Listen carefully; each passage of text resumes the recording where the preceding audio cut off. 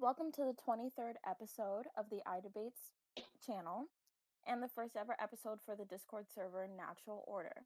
Poggers. Okay. um You threw me off. This special event is a collaboration. It's okay. This special event is a collaboration between 6 different communities across the Discord and YouTube platforms. We have with us members from the servers Late Night Philosophy, Abortion Debate, and of course Natural Order and iDebates. We also have the YouTubers Stephen from Cider and Port, and finally the YouTuber Leophilius. Each of these communities are based around discussions and debate of subjects like religion, philosophy, current events, and politics and science, economics, and more. All of our platforms will be linked in the description box so you can check us out down below. And it would also help a lot if you could like, comment, and share, and subscribe to let us know that you enjoy this content. Now, to get started, our channels decided to collaborate to discuss the question, how would you pursue your ideal world? It's a pretty broad question that can go in almost any direction, but we're going to start with political. Is that okay with everybody? Mm-hmm. Political Absolutely. or philosophical? Okay, we're going to go with political for now. We have a panel of people from each platform who will be discussing amongst themselves for the first 45 minutes or so. The audience, the next 45 minutes, the floor will be open to the audience to ask any questions or to continue the conversation. There is going to be a lot of activity, so to keep it orderly, here are the rules. It's my role as the moderator to keep the civility and topic at hand flowing smoothly. Direct insults, excessive profanity, and excessive talking over one another is not allowed, and you will be muted temporarily. This is meant to be at least semi-formal, so while you may not need to have a proposition prepared in advance, please respect others who are talking and maintain etiquette even if things get heated. People listening are encouraged to use the text chat to deliberate the conversation with each other as well. To aid in the flow of the discussion, ping me or the moderators to ask questions to anyone on the panel directly, or type out your question and it will be read out loud. Just make sure to let us know who the question is directed towards.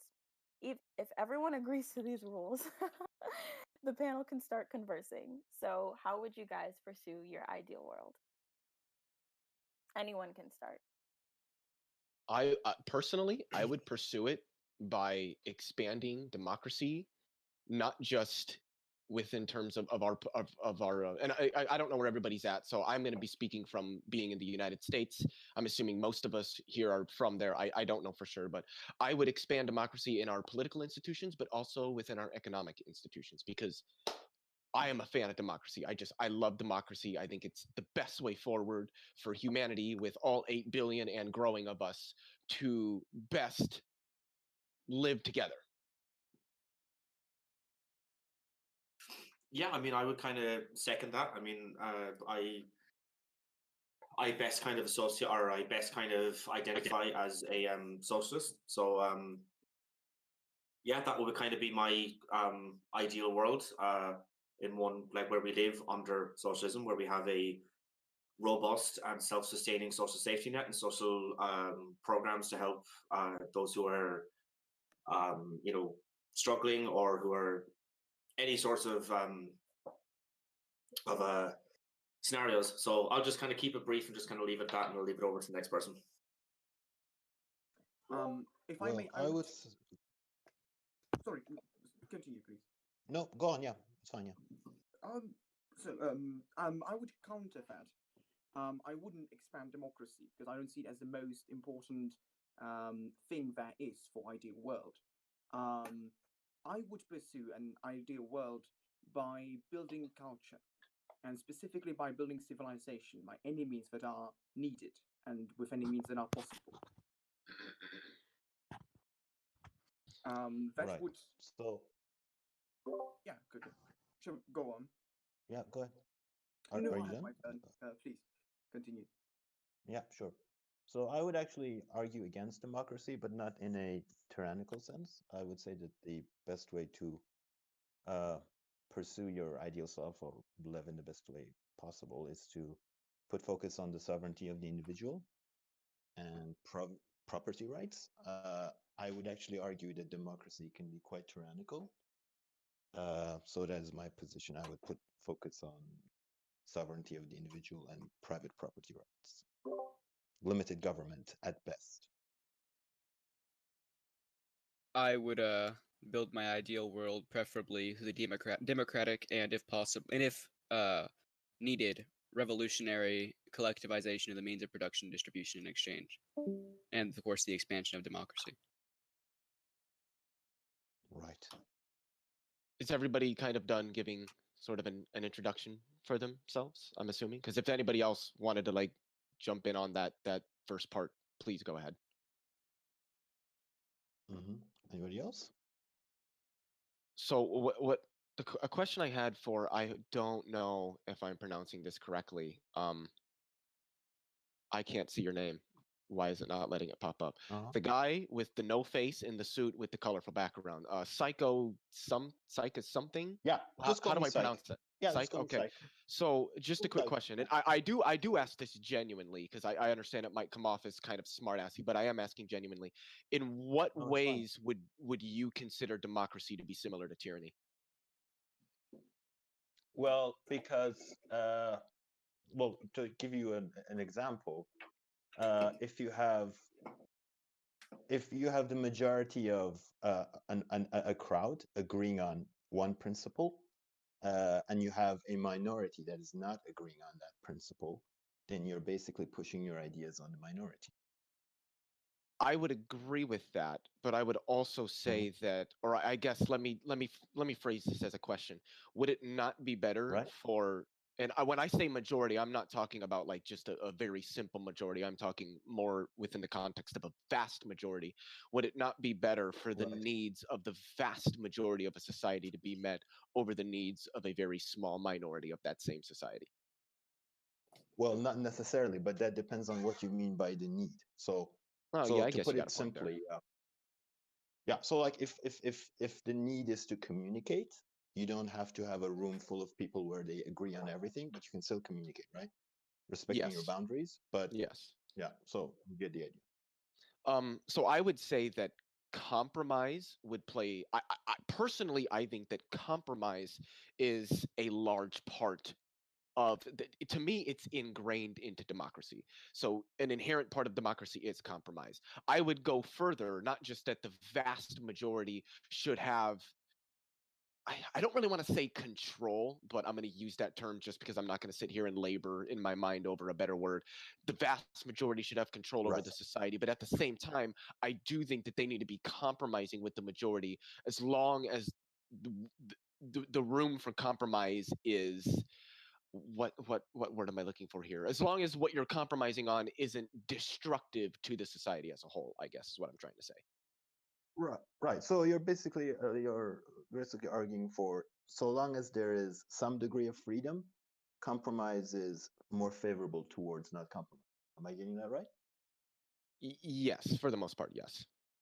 Right. So again, you'd have to be specific on what areas do you want to compromise. So there are certain areas in my life where I'm not willing to compromise. So for example, imagine if a friend is staying with me, I'm perfectly willing to compromise to not get into a lot of arguments with that friend. That's an area that I'm willing to compromise. But if you tell me that that friend gets to dictate how I use my computer, what apps do I use, and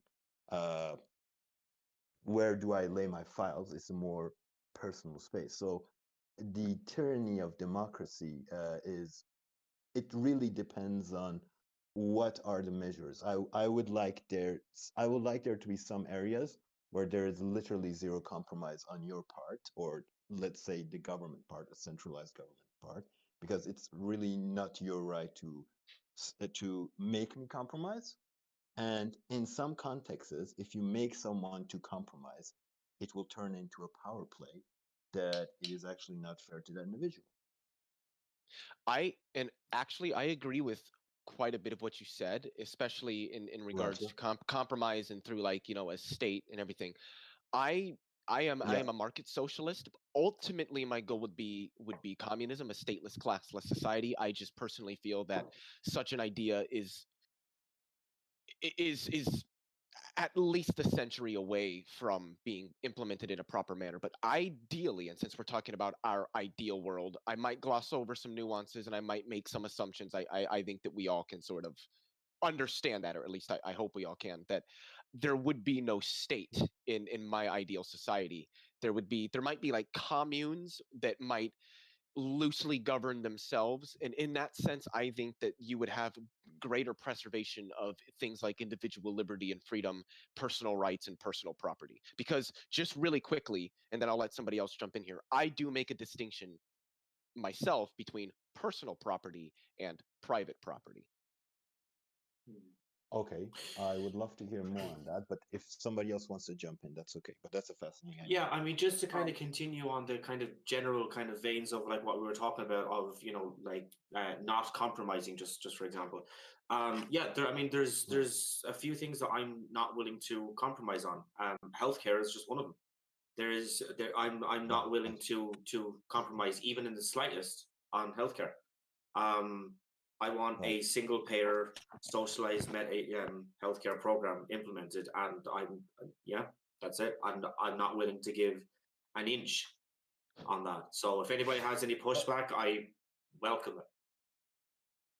But when you say you don't want to compromise, who you don't want to compromise with? That's my question. I don't want to compromise with anybody who disagrees with the socialized healthcare system. Why would anybody argue with you then, if they agree on the premise? Well, yeah, I mean, if like you are in So you favor... only want to talk to people who agree with you. So why talk at all? I don't. No, that's not what I said. That's a lovely straw man, though. I never said that I didn't want to talk to people who don't agree with me, or that I only want to talk.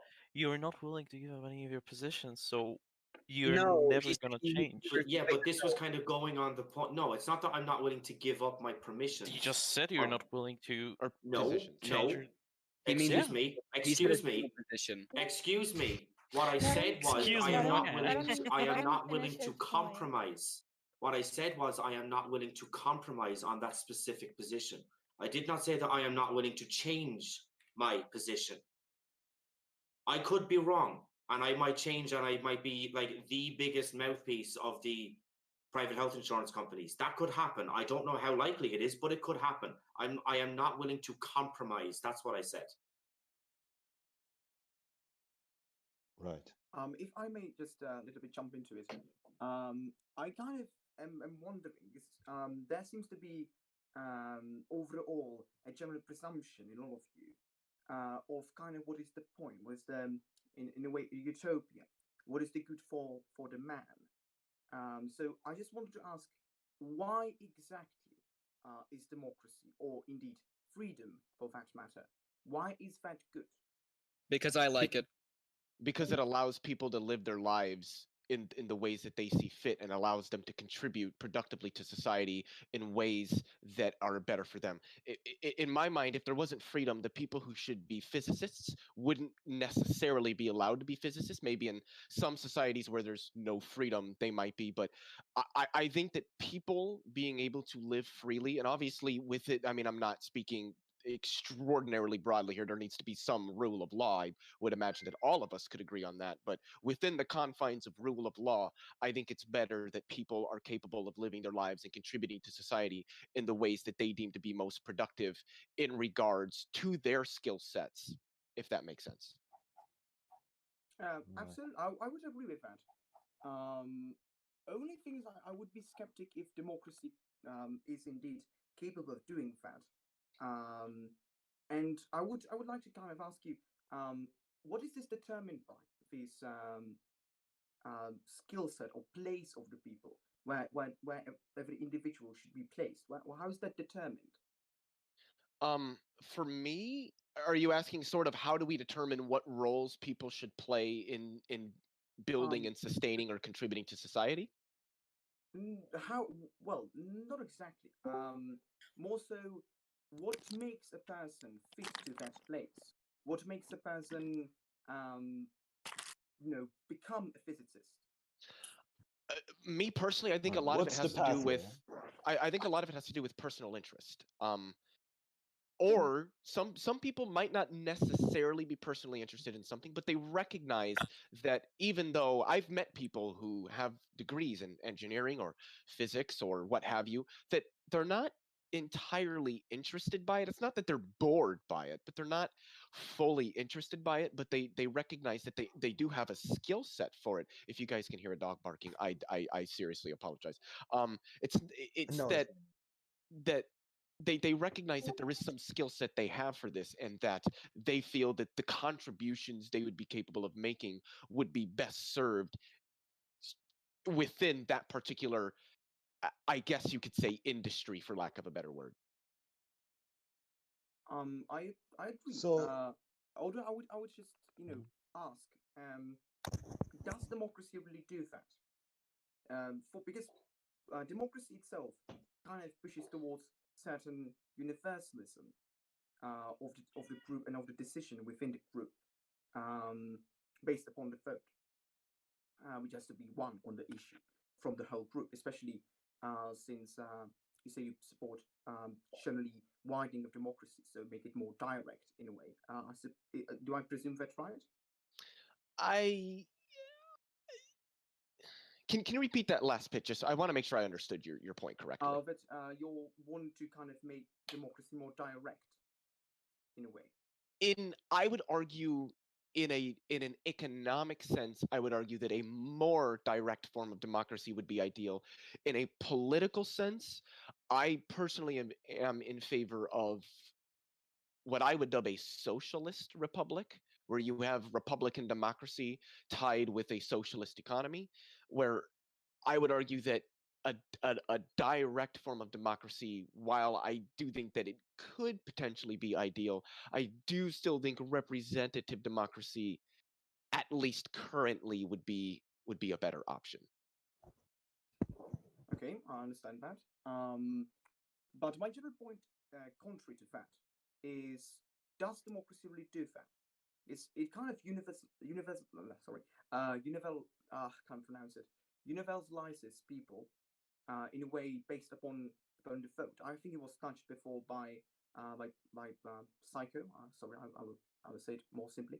yeah, It in a way puts people into position of equality in a way,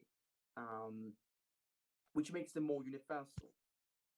So does exactly that system, which is based upon equality, which is based upon universalism, if you agree with that presumption, really bring people to their place?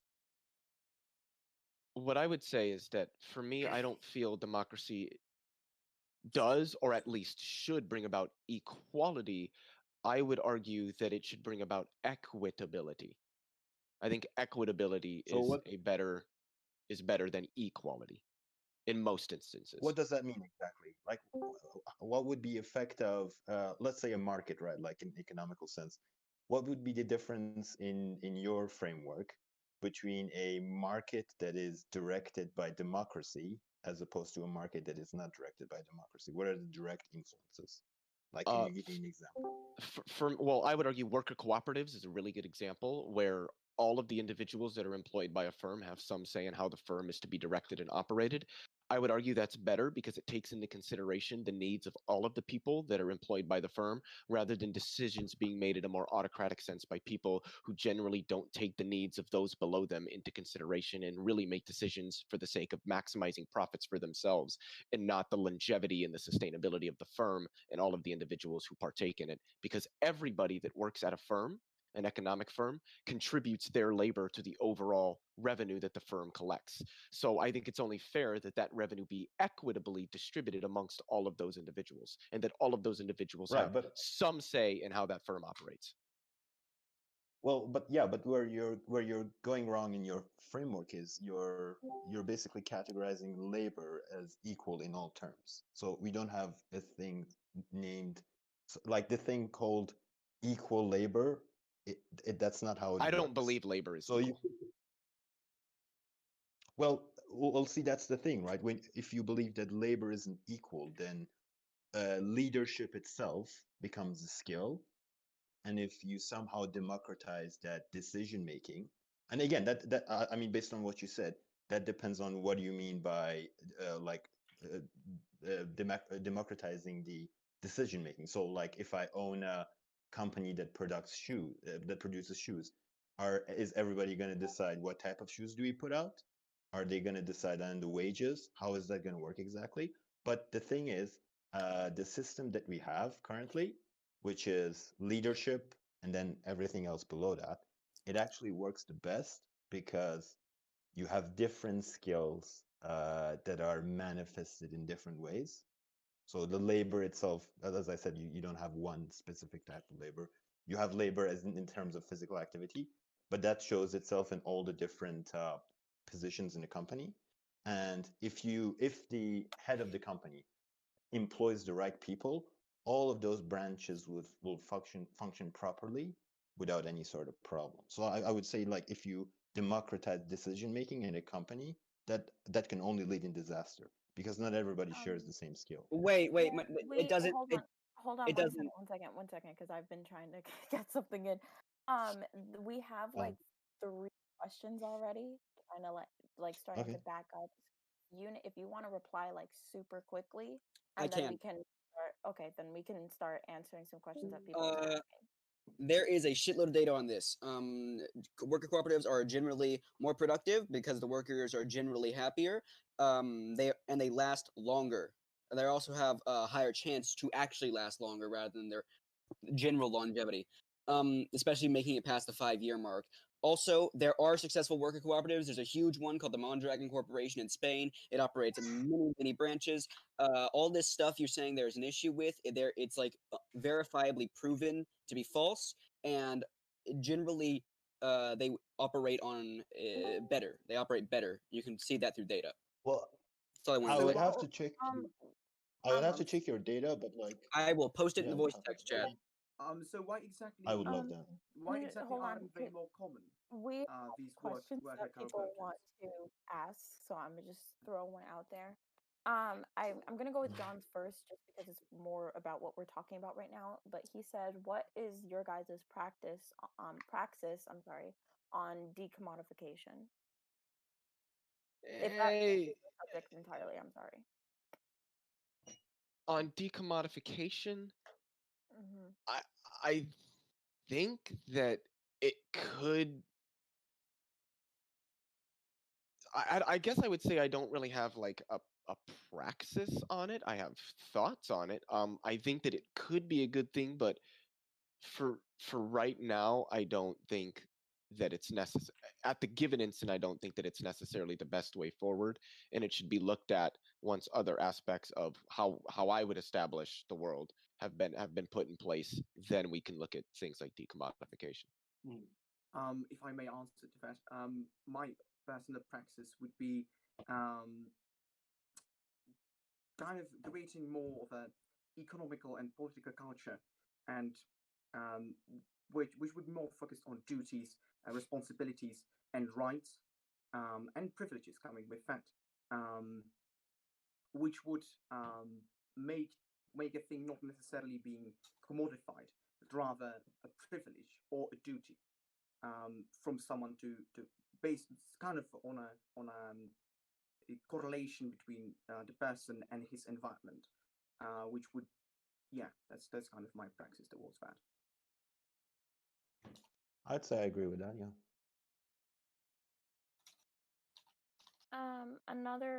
Did everyone answer? And I'll move on to the next question. Yeah, go ahead. I mean, I didn't have too much else to add other than what Leo put down, so yeah, no, I'm fine just going on to the next one. Someone else asked, how would you guys propose tackling openly hostile countries in your pursuit? With extreme prejudice. War. How would I tackle openly hostile countries in pursuit of my ideal world? Was that the question? Yes, like countries that disagree with First with diplomacy, and if that fails, then with varying degrees of violence that seek to minimize varying degrees so that violence can be minimized as best as we can. I Right. personally would. Oh, sorry, continue. Go on, yeah. No, So I was about to say I don't have a position on this. It's fine. Go ahead. Oh, okay. So I personally would strive for competition, because on one thing they might have a different environment, they might have a different issues to deal with, and they might have a different ideal approach to things. So if they would be openly hostile to my system within my boundaries, I would personally compete with them, or if they would openly attack, then well, have a war, be violent, and defend the system itself. I love that. That little "we'll have a war" in the British accent. Thank you. I Are think there any questions? that's all for right now. You guys can continue hashing that out. Awesome. All right. I wanted to talk I've to been talking a lot, so I'm gonna let other people jump in here. I wanted to ask Oh you. wait, No, please don't hate me. Please don't hate me. Somebody wants to be unmuted. You can unmute. Yeah, you're. I don't know how bad my internet will be here, but essentially there's 2 points for the co-op people. First of all, there's just a logical view that workers will prioritize labor over capital, of course, to extend a democratic base, meaning that most successful economic calculation won't always be seen as a labor increase will always be viewed over capital. There's also the view of empiricism. Now, I think a lot of us are Austrians, but even just looking at the empirical view, there's a responses. You guys brought up Mondragon, I believe. Mondragon, I believe in the myth of Mondragon, it was very clearly shown that Mondragon obtained its huge status because Franco was a big fan of the system and allowed it to succeed within the market. He didn't like the individualism of capitalism and the extreme collectivism of communism. And also, I believe it's on page 120 of Myth and Mondragon, they talk about how in the region in which it takes place, there's more worker involvement in the private firms. And the bigger problem with, I mean, the bigger critique that they have too is that much of this success that it was seen was also because workers in this area specifically were big fans of being very ethnically homogenous with their people, mainly because of Catalonia being a problem there in Spain. So, I mean, the empiricism behind it's shoddy, mainly because Mondragon influences it so massively, and Mondragon was allowed to succeed because of Franco being a huge fan of the co-ops. And logically, it doesn't work out either. Can I ask just a quick clarifying question really quickly? When you as it relates to the empiricism, are you talking worker cooperatives in general or just specifically the Mondragon model? Well, the critique is of the Mondragon model, but that's Okay. I was just feeling that because you brought it up, and also because Mondragon, as you said, it's just a huge company, so it does influence a lot of the empiricism behind it. Wait, I'm trying to respond because it was obviously a question towards me because I'm the one who brought up Mondragon. Mondragon was founded in 1956 in a small town by a group of students at a technical college. Yes. Franco liberalized the Spanish economy in 58. It looks like it started in 57, ended in 59. So the liberalization of the Spanish economy did happen in that time period. That doesn't go against what I'm saying. What I'm saying is essentially that Franco. Yes, it does. Because it didn't rapidly. It didn't grow to a national. It wasn't an extreme individualism. But it didn't grow to there's some other problems with. It didn't grow to national prominence. No, for a while. It didn't grow to national. No, it didn't go for a while. Continuous subsidies still existed, specifically for these models. They talk further about this in the Myth of Mondragon, if anyone wishes to look at it further. And I know, like, I'm quoting a book, and like you don't have a chance to read the book, but to be fair, I mean, you cited a meta-analysis and stuff in here, and we don't have time to read that either. So I would just kind of counter that. I think that it indeed can work. However, it will only work. And I do not really like that you say that, yes, it is indeed against sort of extreme individualism. Because if you have the collectivist, in a way, or I would say more personalist company, it needs a strong binding aim and coherent, tightly knit culture. So the people will know what they're doing. They need to see what they're doing, which ties to that, to being homogenous. Because indeed, people tend to get with people who are like them. Homogenous societies generally have higher social trust. So it is not necessarily because he wanted that. It is because it kind of works that way, and it can work within, I would say, conservative environment. It can quite well work, and Monaghan does work. It's not a failed company by any means. Well, yeah, but what do you mean when we say the phrase works? So I reckon when you brought this company, you mentioned like the workers are happy. How do we measure happiness exactly? Because in psychology, the measurement of happiness is actually very quite loose with even one individual, let alone a couple. And then you also have the issue of how do you categorize work? So what do you call a successful company? Do you call a successful company that is not able to go bankrupt? Is that the measurement, or are we judging it based on productivity, innovation, stock price? What is the measurement? First of all, I would say the issue of happiness isn't psychological. It is primarily philosophical because Well, it is psychological when they measure it. Yeah, it's it can't absolutely really be measured. psychological. It can't really It's be measured. absolutely psychological. No, I'm It sorry, it's can't. absolutely That is psychological. taking a very positivist presumption. Wait, what is to psychological? happiness. Well, it's not a presumption. I have I have a degree in psychology. This is not a debate. I know what I'm talking about, and I'm telling you you're wrong. Actually, it's exactly the debate. Honestly, Happiness that is is argument from objectively authority. measurable. I'm sorry, it's argument from authority. And Wait, if what? Hold you on. take- What? It's not no. Argument from authority fallacy is citing somebody who is not an authority. I am literally an authority in the psychological field because I have a degree in it. So you're making an appeal honestly, to I authority, do not, I though. do not really But the thing is, he might be But making an it's not appeal an to appeal. authority, No, but an yeah, appeal it's to appeal to authority is authority, but not it's a fallacious. valid authority. Wait, It's a let's valid clear the air a authority. little bit. Esther, please. Let's cool down. Let's cool down. No, I'm All quite right. sorry. Okay, so like, can I point something out? So when I say it's a psychological matter, what I'm saying is when you cite a research to say that the workers are happier in a cooperative environment as opposed to one that is non-cooperative, the way you do that measurement is by quantifying. So we have happiness, we have the concept of happiness, which is an abstract one. What we do is we try and find ways where we can measure that, and usually the ways where we measure that are very, very unreliable.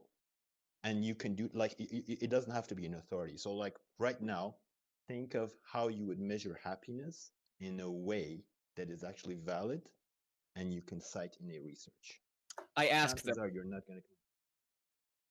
Yeah, and see, like that's not really like you have the lying issue, right? Or what do you really consider happiness? Like, is they're anonymous, is the whether they're worker lying. unhappy? You can like Sorry, you can what? determine how happy somebody is by asking them. Like I can tell you right now, No, I'm not super that duper is happy really with my life. unreliable. I'm not super unhappy, But but I'm not super duper happy. Pretty neutral. But that's your criteria. Maybe you're high. How do I know that? How do you know I'm not high because I'm pretty coherent. I'm just saying you're not a really reliable source. Actually, By when it myself, comes to psychological but large amounts of people can be when you're gauging the feelings of a large group of people. not if I want to fake the research specifically. Wait, Like I the just have a quick question. measurements. Well, then there would be Go on. issues. Then there'd be glaring issues with the methodology, and then research. Yes, wouldn't there is. entirely agree. Also, it's highly unethical, and any researcher would have their fucking license taken away, if not their degree. That's exactly the issue. But Yeah, are that's you exactly the saying issue. that Go you on, Esther. can't You had a find question. people's happiness by asking them if they're happy? Is Sorry, that I what? didn't catch that. Yeah, Like, are you that's how you saying quantify. that? It's a great Hold on, way to hold on, hold quantify on. Let me get the words out. Are you saying that if you ask somebody, "Are you happy?" and they say yes, are you calling themselves an unreliable source? Well, not specifically, but it's not exactly 100% reliable. Specifically, if you want to Well, cite it in research.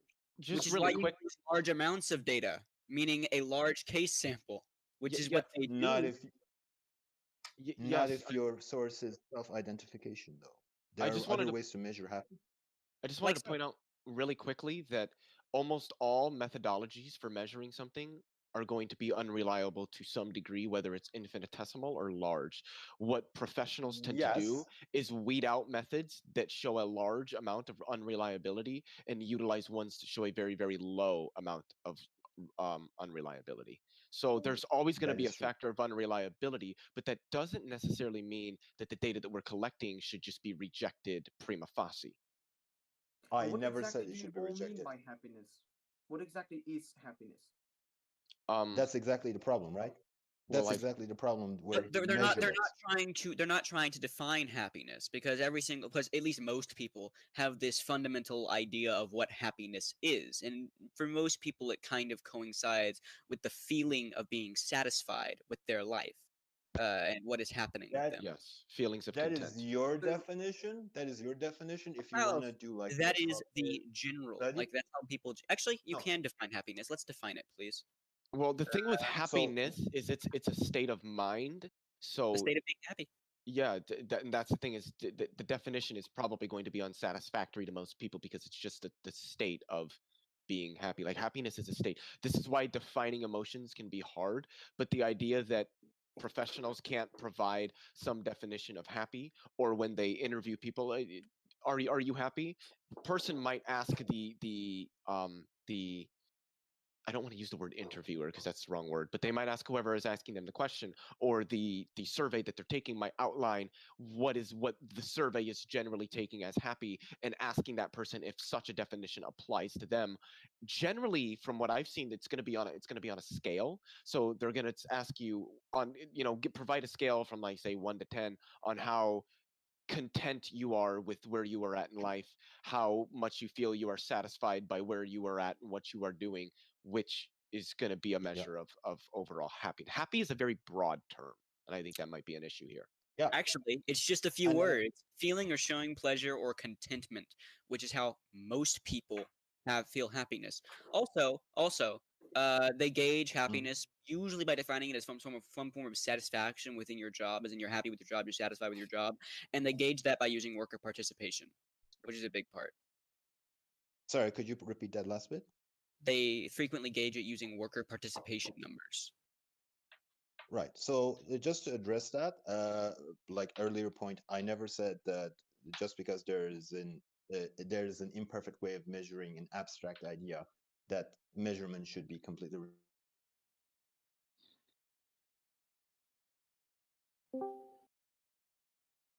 anything and it. You have to specify what do you mean exactly by happiness first in a theoretical framework. So for example, you say by happiness I mean being content in the workplace, no fight, whatever, and then you have a quantifiable measurement, which is I have this survey. If the person who is taking the survey gets 15 out of 20, then we can say they're happy. So it's definitely not settled, and every researcher has a way to go about measuring happiness. I would agree, but I would think that so sorry to interrupt, but I would think that No, it's measures of fine. happiness are going to depend on the particular type of study that is being done. If you're talking That's about exactly workplace happiness, I would imagine that they are probably going to be using more of a specified definition of happiness and then asking those who are being surveyed whether or not that definition applies to them. So I would still argue that I personally I would argue that there is still a level of accuracy that should be considered there. Well, sure, yeah. And to like, let's move past this measurement issue. I think we've made enough point, and I don't want it to I do take up agree. more of our time. Just really quickly, a lot of what also you had just said, I did agree with most of that. I just wanted to clarify. Yeah. Are we moving on? Yeah. Great. If we're moving on, I'd like to ask Man of the West about something, because I've been wanting to ask it ever since he spoke initially.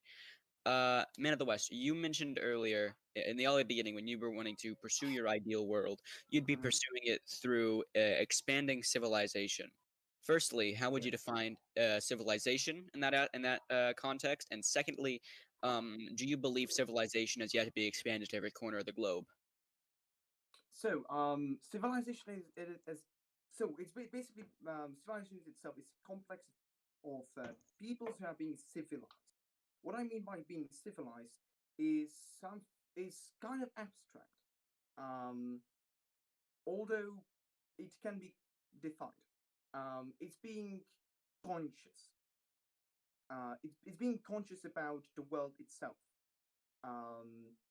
It can go with stuff like being humanist in a way, because you're being conscious about humans, being conscious about environment. That is also for me being civilized, or generally being educated. It's about being conscious about the surroundings of of yourself. So that is, and civilization is a complex of people or cultures or peoples indeed, who are civilized, who are conscious of the world. When you mean consciousness, do you mean awareness, like in like the normal Yes. context? Okay, Yes. so the Romans were not aware of much of the world. Would you consider them civilized? I would civilized to a certain degree. Yes. Well, they were indeed conscious of their part of the world. They were conscious of how things worked in their part of the world. So I would indeed consider them civilized to some degree. So are all people civilized to some degree? In a way, yes. However, it's off to be expanded. So is civilization education? It's in a way doesn't civilized. It's a bit more abstract than education, but it plays a very large part in being civilized. Can I ask just a really quick question? Just I want to make sure that I understand, Man of the West. When you use the word civilization and civilized, do you mean that it maybe I'm misunderstanding here, that's why I'm asking the question, but do you mean that in maybe more of a colloquial sense, or do you mean that in a sense of like civilization in that there's some society that exists on Earth, or do you mean it in the sense of people behaving in a manner that is conducive to the success of that society, or do you mean both? Both. Okay. You guys can continue your little back and forth because I know. Although I must probably leave.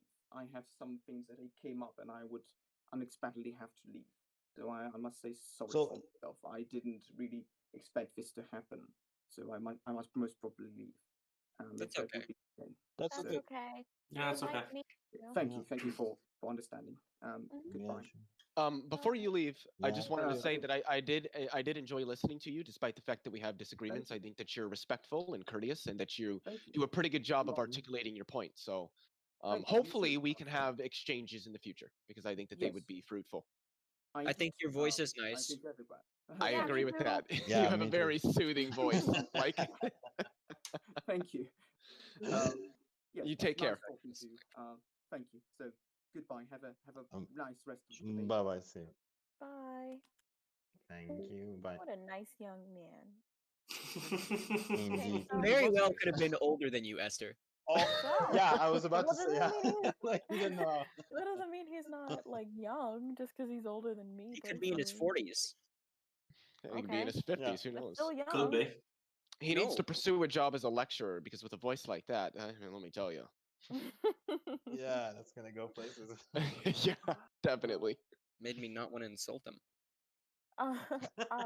So I know we got a little bit off topic. The original question is, how would you pursue your ideal world?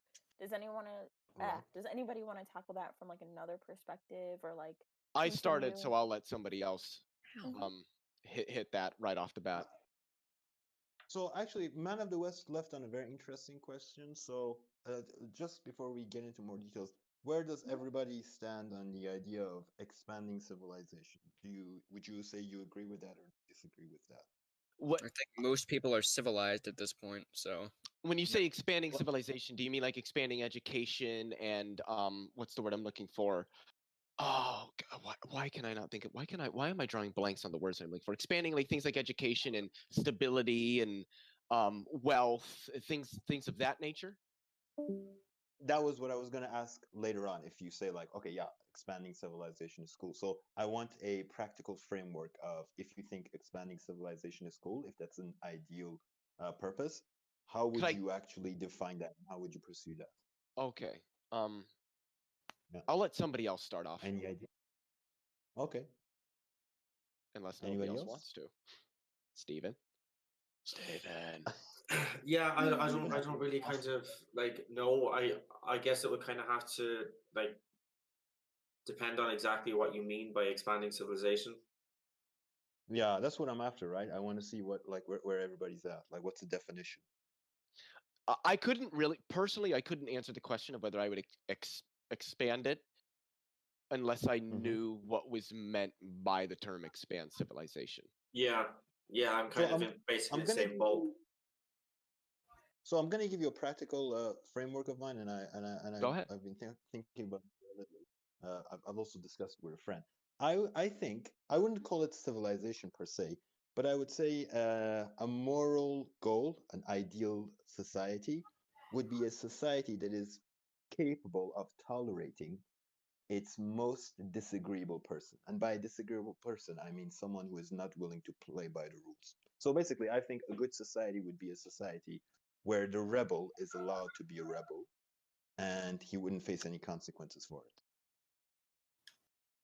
Because if you have that, then obviously people who are agreeable wouldn't have that much of a difficulty. So can I ask a question? And the question I'm gonna ask might be a little bit contrived, and I don't know if it's taking what you're saying too far. That's sort of why I'm asking it, so I can kind of gauge where you're at. Should somebody who wants to murder just be allowed to murder? So see, there is a line there, and like that needs to be discussed. But basically, I mean, it's not a fresh idea. I think a good society is one where it allows the highest individual freedom. Okay, so would you say that somebody who's being maybe more of a rebel, like somebody who's transgender, which I would argue most people I think would agree kind of is sort of like this. I personally, I wouldn't word it as rebellious, but I can see why some people might, that they should be allowed to live their life the way that they want.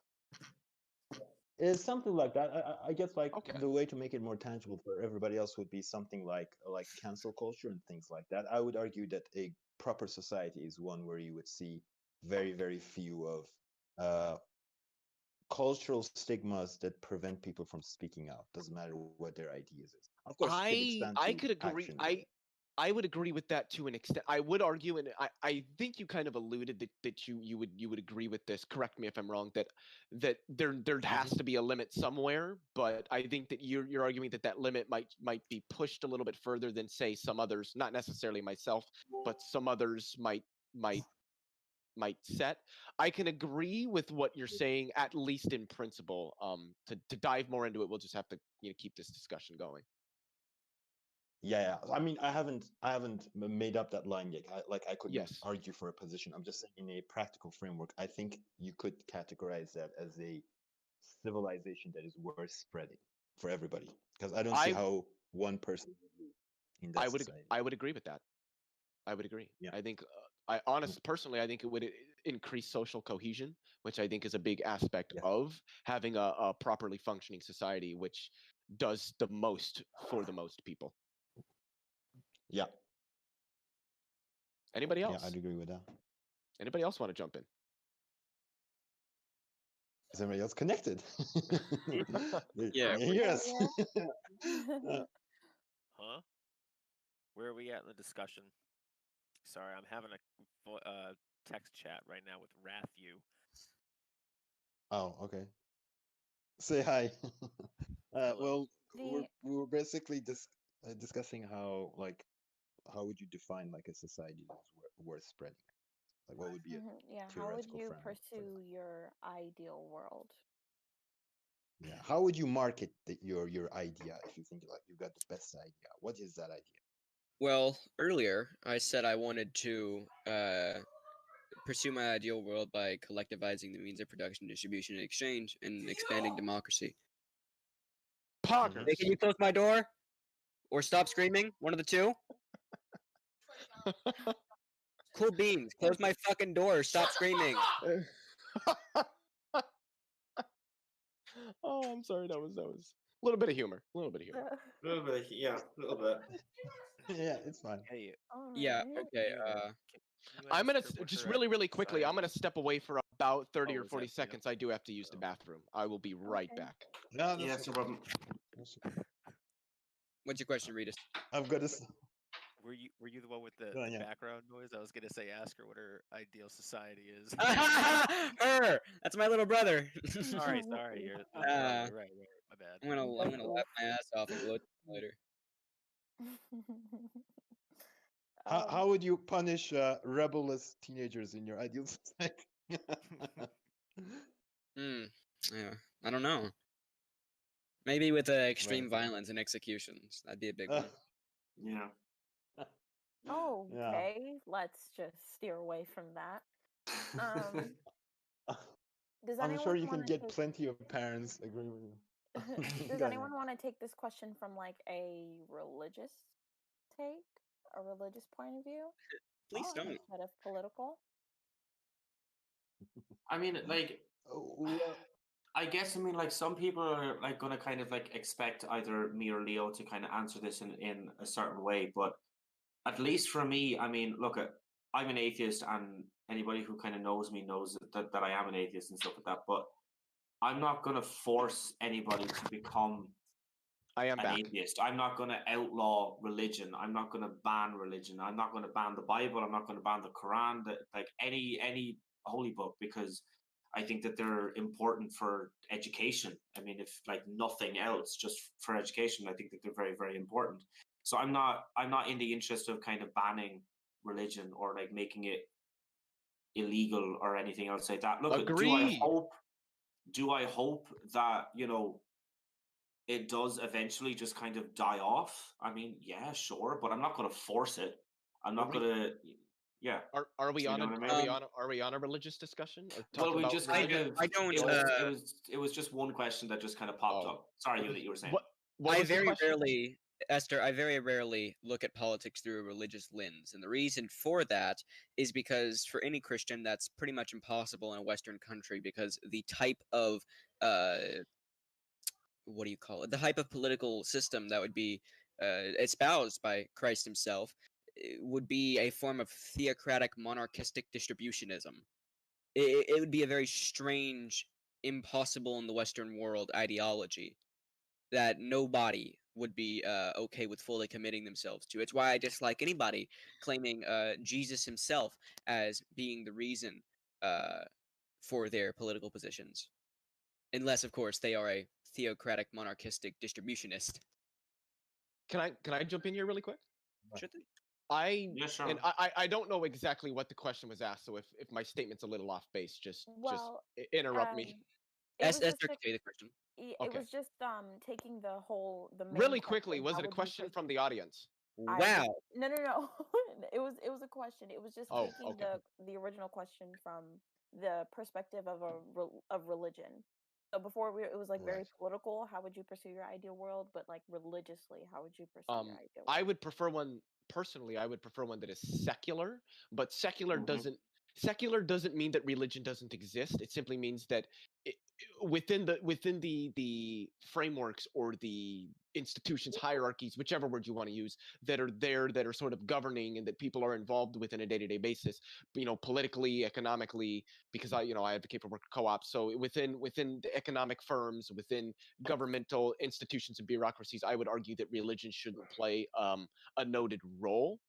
But that doesn't mean that people shouldn't be allowed to have a religion and practice a religion and go to church and everything like that. I think that people should be allowed to do that because that helps to preserve a bit of people's culture. And I do think that there are aspects of culture, whether specific or generalized, that should be preserved and that people should be allowed to engage in. I think that it also helps with social cohesion when people feel that their traditions and their cultures are going to be allowed to be practiced. I think that that is beneficial to a society. I would say that there might be a line that I draw. I would at least assume that most people, whether in this particular panel or outside, would agree that there's probably a line somewhere where you can draw. There are certain traditions like sacrificing babies to make it rain for crops should not be practiced. But for the most part, secular society, but that doesn't mean get rid of or target religion in a negative way. That's my take. So, see, like when we're talking about like religious liberties and things like that, I'm always more interested in what people don't allow as opposed to what they allow, because it's very easy to say what you allow, and it's way more difficult to make clear what you don't allow. And also, I I think it's more agree. interesting if you mention practical punishments. So, like you said, you were talking about it should be allowed, but not to a specific point. So, do you have an example of that specific point in mind, and how would you punish that? So like stoning gay people would be something that I would not allow, Oh. or what you might see in a lot of Muslim countries where they circumcise females. That's not allowed, or where the society forces women to dress in a particular way when they go out in public, or restricts the activities that they can engage in because they're women. So things of that nature it would be what I'm talking So, about like, for the most part. circumcision is a very good example, right? Because that usually happens when you have a child and the child is under the what you call it, supervision of the parents, let's say, for the lack of a better word. So, would you prosecute that parents if they like apply circumcision on the child? How would you punish those? Would you punish the supervision, or would you ban it? Because it's bound to happen. Yeah, my response is going to really sound like special pleading, but there is a justification for it. For males, no.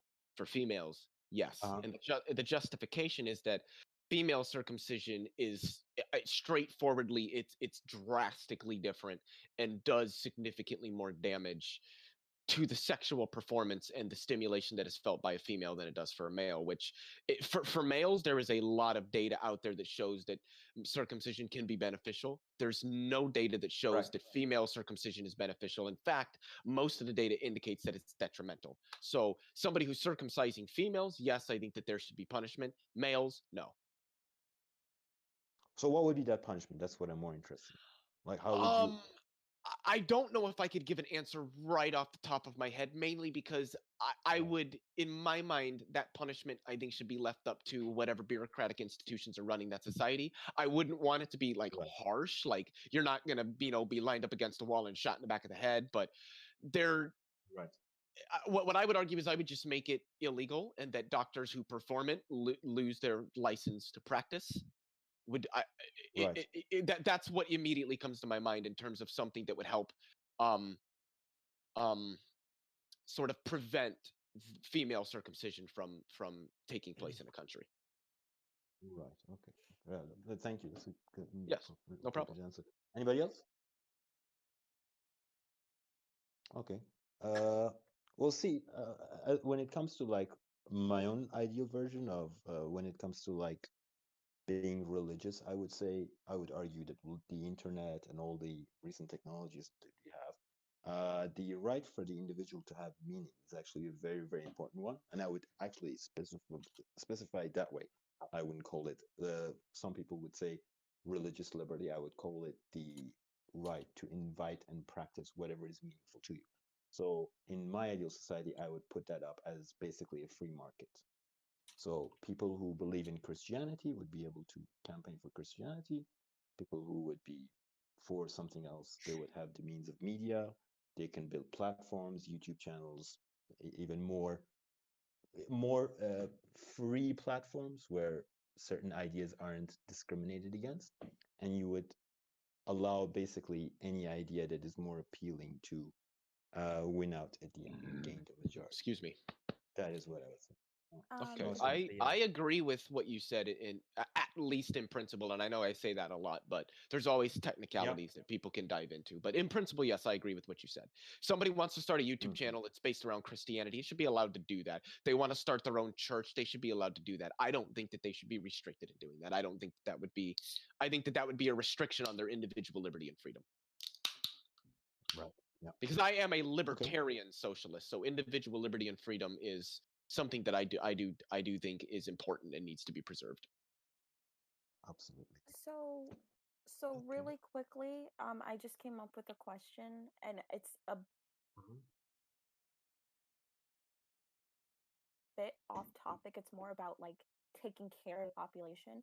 So how do you guys feel about like socialized medicine or anything like that? universal healthcare? This world that you're pursuing. Yeah, 100% for it. And again, I'm speaking particularly from the United States. So people might have disagreements on what I'm about to say, but in the US Constitution, namely in the preamble, it specifically outlines that the role of our government here in the US is to promote the general welfare and secure the blessings of liberty to ourselves and our posterity. I think that the government providing or ensuring that everybody can get the health care that they need without going into debt, without having to pull a second mortgage on their house, without having to sell their car, without having to drop out of college, or just not buying the insulin that they need because they can't afford it and then dying 5 days later in their bedroom. That's wrong. The government the role of the government is to step in and ensure that these people are being taken care of as outlined by the US Constitution. So I am all for Yep. universal health care here in the United States. Fucking preach. I would say I'd completely disagree with that, specifically because I don't know where you guys come from, but where I come from, which I shall not name, we have a very, very strong universalized healthcare, and it is actually terrible. And I actually had my family on my father's side was actually involved in building 2 generations in building state hospitals, basically, because this city was actually very underdeveloped before. But then, as the technologies kicked in, they were involved in building 2 of the hospitals. So my uncle, my dad's uncle, was basically they're employed by the government. He eventually died out because of cancer, because a lot of the equipments that they were installing, there wasn't proper supervision to like observe it. And apart from that, like I've lost family members because of that lack of supervision. And you also, right now, as we have it, we have plenty of state hospitals or state subsidized hospitals, which are doing a very, very bad job. And then in order to compete with that, because there's a monopoly on the hospitals, you have very, very few private hospitals who get the best doctors, but the price is very, very high. So I would say if you remove government monopolization on healthcare, and you let the insurance companies compete for the price of insurance and also the doctors that are employed, you will get a way, way better healthcare. And I'm saying this in the position of like If my you can dad afford it. actually knows. So I did Well, want to the thing- respond to that. I, Yeah, like, that's the I want to say, problem. my I could family has just spent jump a. in, guys. I haven't talked in like half an hour. Um, the Yes, kind of please main do. problem with that is, yes, obviously, if you can afford it, that's like the one kind of biggest one. But the major problem with the U.S. healthcare system right now is that 45 to 60,000 people die every single year because of lack of basic healthcare, because they can't afford to go to the doctor, because they're afraid that if they do Right. go to the doctor, that they're going to tell them that it's something serious and that they have to go to the hospital, and they're looking at the bills for the doctor and the bills for the hospital. And one of the things that is going on in the US right now is that you cannot declare bankruptcy because of medical bills. So even if you do declare bankruptcy, those bills carry over. So you still have to pay them off. So moving to a Right. socialized healthcare system where it's paid for through taxation, that is free Mhm. at the point of service, meaning that you go into the doctors and you don't have to take out your wallet. Like you can leave your fucking wallet at home. You don't have to bring it with you. And the same for a hospital or a specialist or a anything. Now, of course, healthcare is going to be rationized. Healthcare is rationed right now. It's rationed based on how much money you have. So, for instance, if you have the gold, ultimate, platinum, fucking any what label you want to put on it, if you have that standard of healthcare, yeah, probably you'll be seen like the next day, even if you have a fucking toothache. It doesn't matter what you have, you're still going to get seen the next day because it's rationed based on how much money you have. Under a socialized healthcare system, it is rationed based on need. So if you have, you know, a if you need to have a gallbladder surgery, you're going to have that gallbladder surgery because it's pretty much, it could be life affecting. But if it's something more kind of cosmetic, then you're going to have to wait a while. But that's okay because the person who needs the healthcare is going to get it when they need it.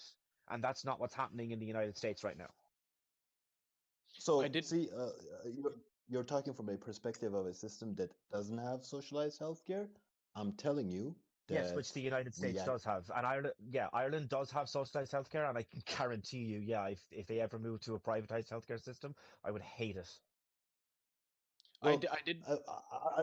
I see your point. Go on. Yeah, you I wanna did speak. want to provide a response because it seemed to me that you were arguing that a free market healthcare system would ultimately be better than a government-run healthcare because of the free market. But the thing is that here in the United States, that's exactly what we have, and I can cite like objective data that shows that the healthcare we have here is worse than almost every other industrialized nation on the planet.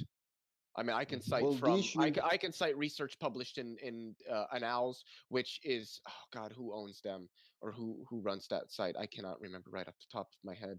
What is it? The ACE, the Annals of Internal Medicine, from the Lancet, which is also a publication, from journals.plos.org, from Springer, from Merritt Hawkins, and from the Economic Policy Institute. That like all of the data collected in the United States has shown that a private or a universal healthcare system would provide better outcomes to more people than the current system.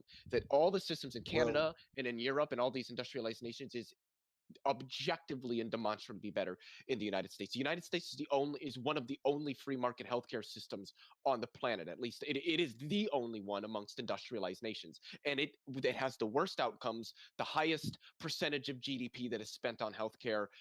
And the researchers say, spending more on healthcare is good if it provides better outcomes, but in the United States, it doesn't.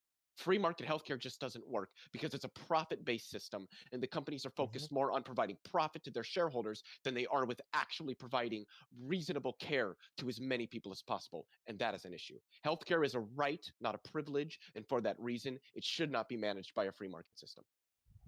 Healthcare is not a right, so that's issue number one. Issue number two is you don't think that humans have a right to be healthy?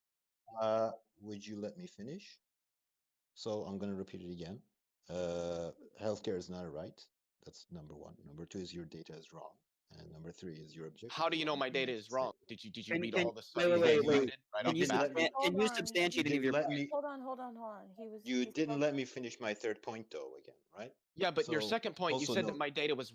How do you know that? I didn't cite any data. We can talk about my second point when I say my third point. Is that fair? Sure. Well, actually, kind of, no, it's not really, because if you have an issue with the first or second point, then there's no point in getting to the third if we're just going to have to work backwards. So I'd kind of rather kind of deal with the issues as they come up, and then you can go on and list out the three objections that you have. Practically, I forgot my third point, so you guys can continue.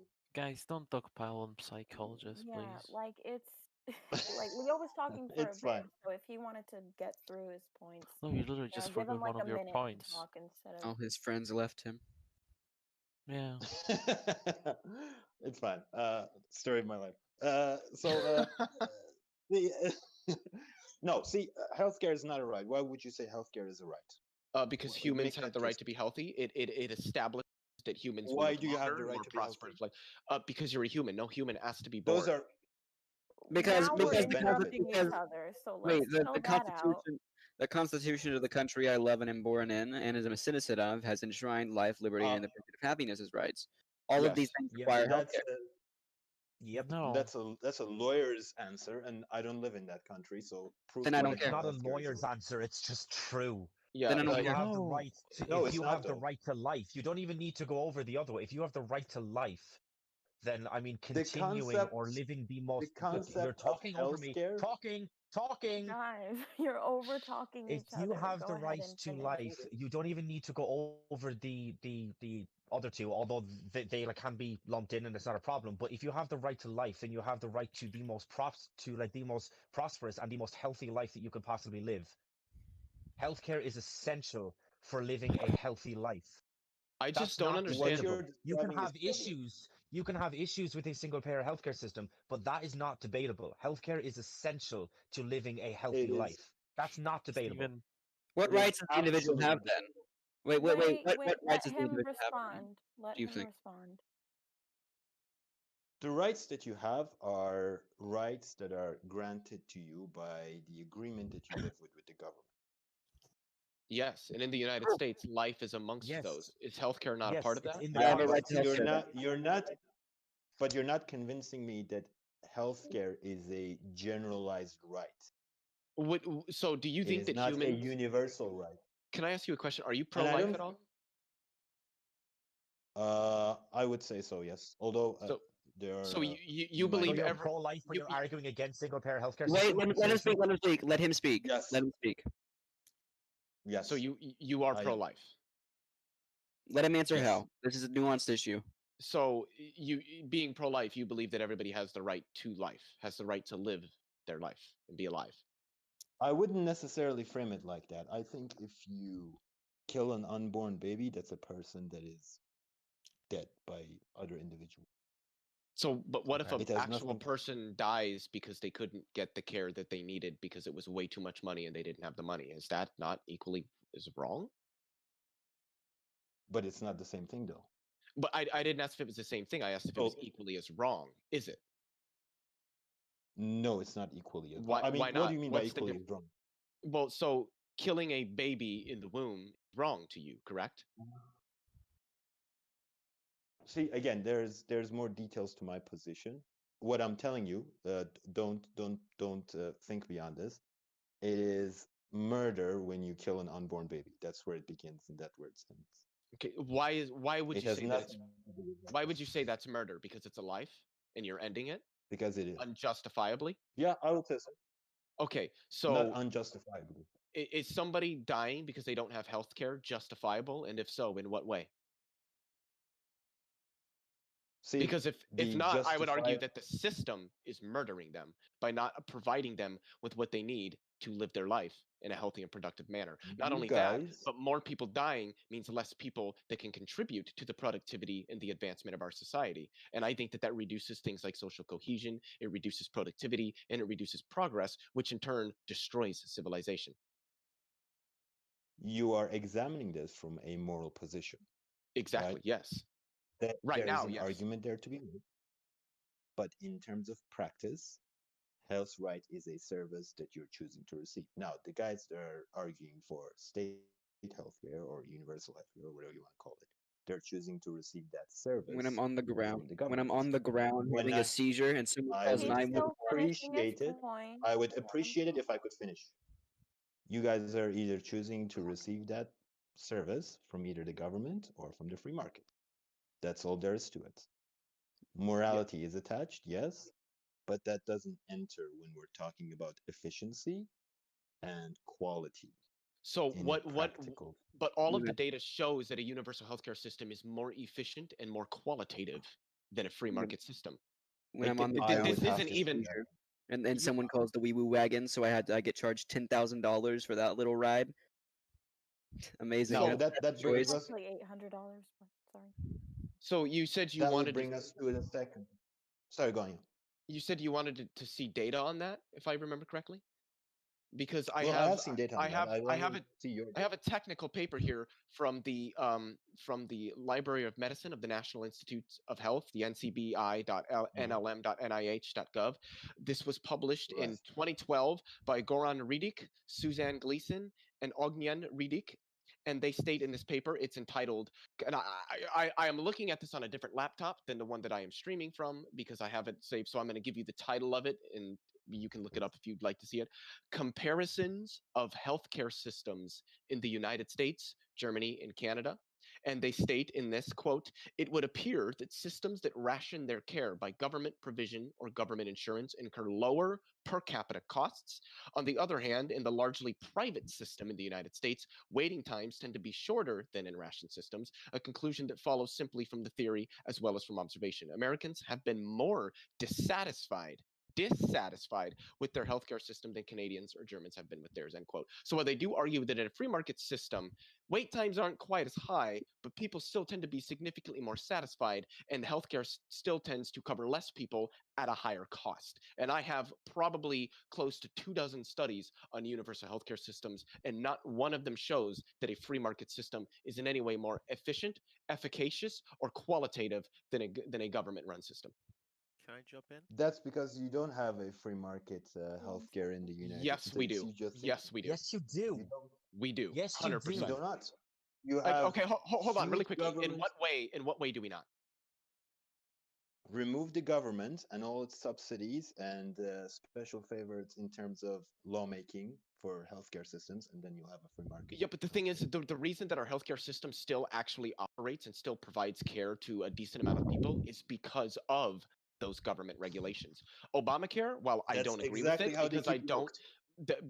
Obamacare, while I Wait. don't agree with it, and I think it's terrible because a universal healthcare system would just be better, still has insured over 20 million more people than previously and reduced premiums by 20%. Though with the Trump regime, because it wasn't an administration, it was a regime, the Trump regime and the Republican Party that backed him got Obamacare, and so premiums have started to go up. So, albeit I would prefer the government not be involved with healthcare, they kind of have to be to get it to run efficiently.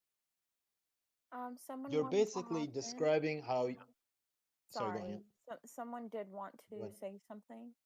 I think. Oh, Yeah. Leo. Did he? You had Oh, mentioned it's you've for read. Leo. Okay, so I'm gonna let the other guy finish his point. I'm sorry, I can't see your username because of it's No worries. on streamer mode. But you can finish your point and then you can ask your question to Leo. That was for you with the hat and the man with the hat. Sorry. Psych. Yeah. Yeah, call me Psych. Yeah. So Sorry. what you're describing is how your government is basically training you to appreciate poison half the way, and then well, by poison I mean the government healthcare system, and then you're terrified of the fact if the poison goes away, everything will be even worse. You basically have a half measure. Is my point. They're conditioning you to a very terrible healthcare system, which is government healthcare, and then they're going to slowly increase that because you think that is actually better than the free market version. Whereas if you get the actual free market version, it's going to be So That's a great exponentially claim. better. That is a great claim that you Wait, can't hold on, substantiate with unit. data. Hold on, unit. He did have a question. I don't know why your volume is so high. Go on. Unit's mic is just tends to be loud, but you can That ask is your question, gray background person. Ritas. Yeah. Sorry, I can't see anybody's name. You can Oh, ask your That's question. fine. Yeah. Leo. Yeah. Okay. Yes. So you had mentioned that you've read a bunch of studies on this. I was wondering if you had any studies that has like a country who went from a private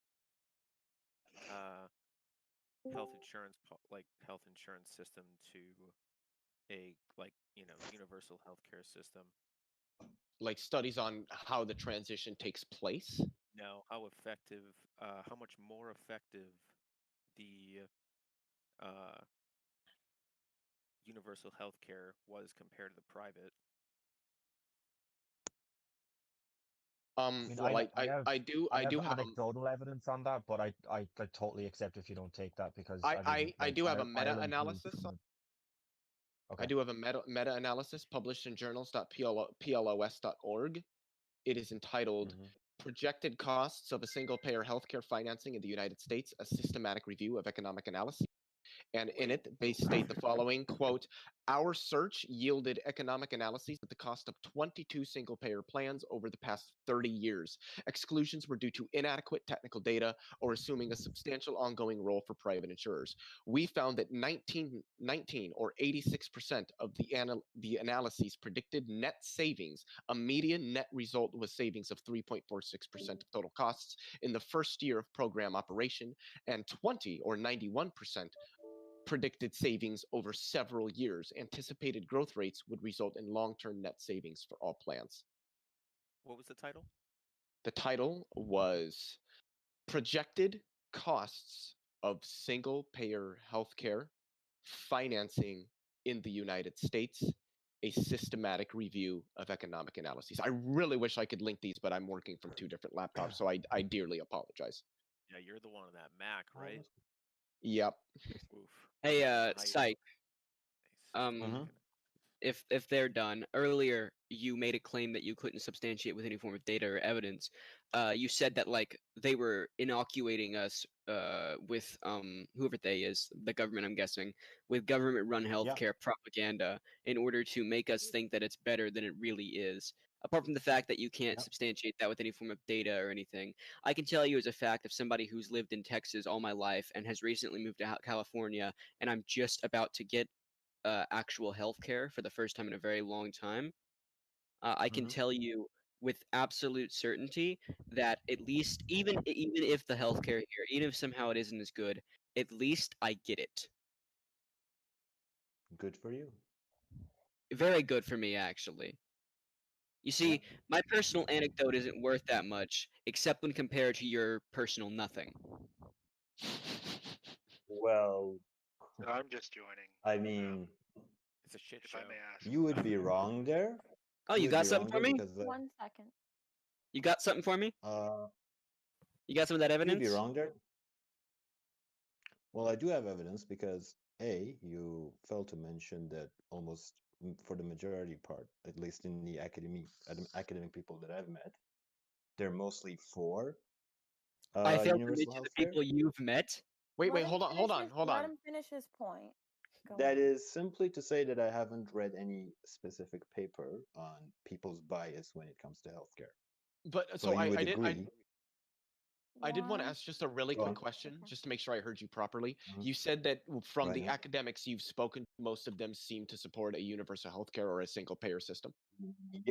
Yes, and that would play a bias factor in the plan for the healthcare itself. In what way?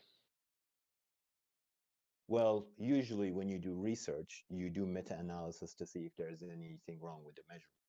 But Well, what happens then- meta-analyses can be a part of research, but research generally isn't specifically meta-analysis.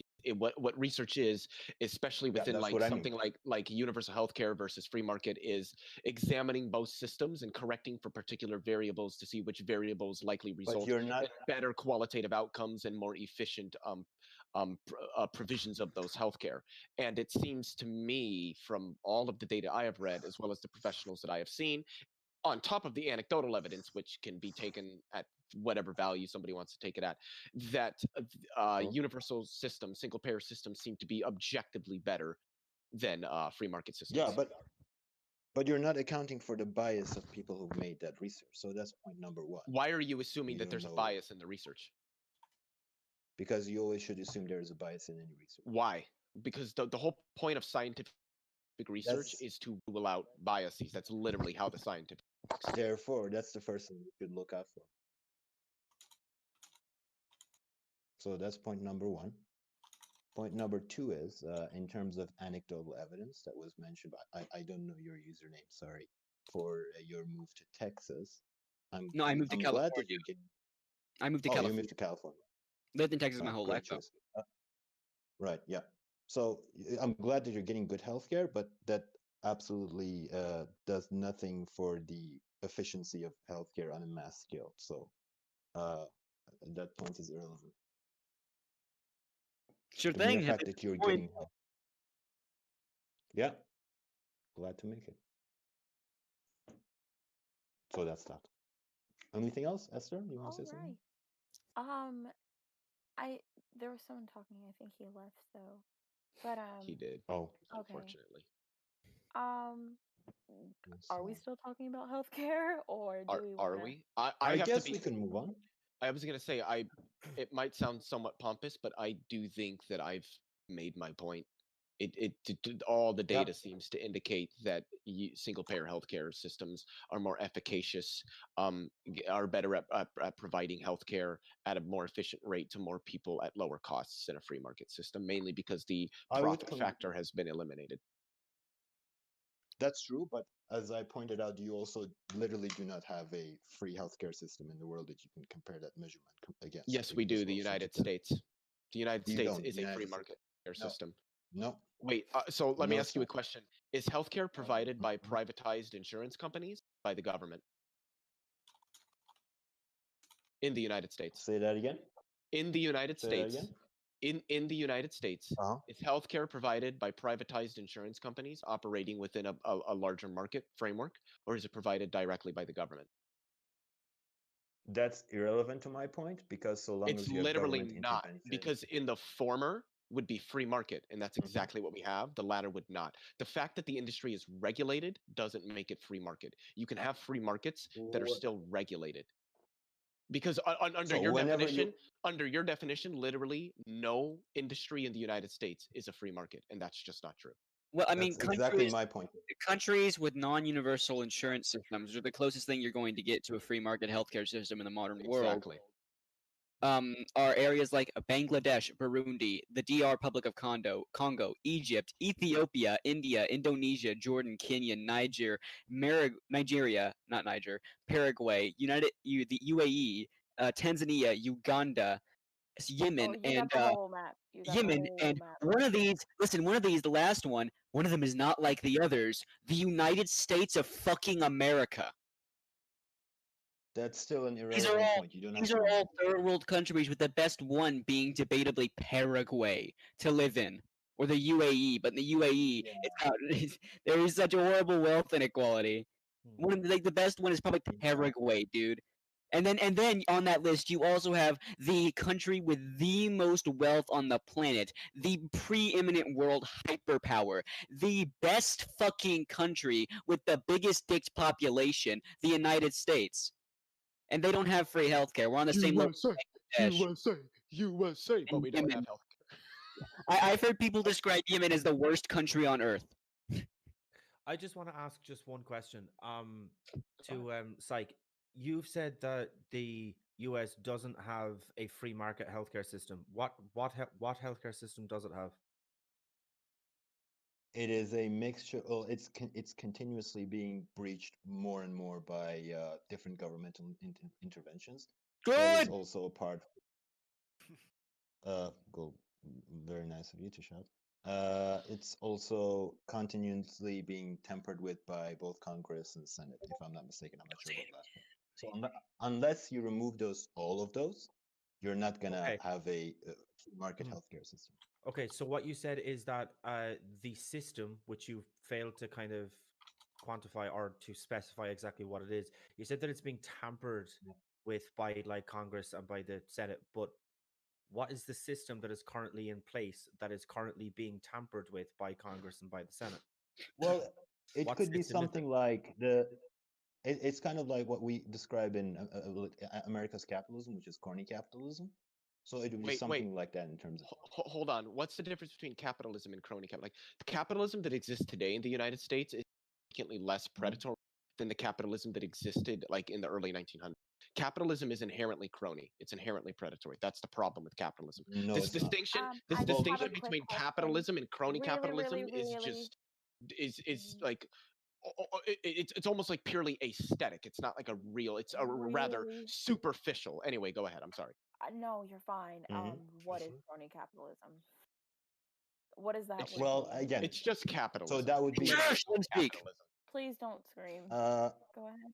Yeah, please do not. So it's basically exactly what I described as a system of healthcare, which is you have both a government increasingly monopolizing everything, and also the private sector basically using that intervention and abusing the system. You take that definition and you apply it to a capitalism, which is it's a form of capitalism where the private sector actually uses government intervention to increase their profit. So the ideal system is to remove government intervention. You would have absolute free market, and then you let competition figure out the actual result. Okay. That is what we call crony capitalism. It's government interference and basically the free. Okay.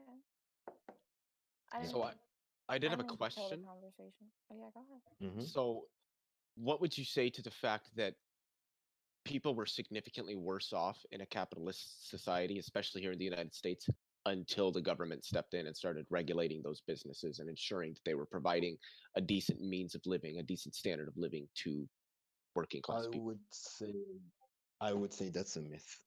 Is it a myth though? So do you know how many seniors were living in poverty prior to the passage of Social Security? What year was this? Social Security was passed, I believe, in 1938 or 39. So that's after the formation. That's after formation Federal Reserve, right? I believe so. Let me double check just so that we get accurate information here. So I'm going to give you a definitive answer on this. Basically, yes, it was. The Federal Reserve was established in 1913. Exactly. Federal Reserve is the root of all evil in your country. And I'm going to give you a definitive answer on this. basically everything that you had in terms of economy got worse after the Federal Reserve. So there's your Except that answer. it didn't. In fact, the U.S. economy has grown to the largest on the planet and has maintained that since at least the 40s. Yeah, look out for the next 20 years then. Yeah, Look out well, for the we, next 4 we, years. we can predict what's going to happen in the future, but it doesn't change what's happened in the past. By the way, Social Security was established in 1905, and prior to that, I believe it was something like 90 to 95% of seniors were living in poverty. They were dying at rates that were over what they should have been if they were Well, what is your where the middle definition of class what is was. your definition?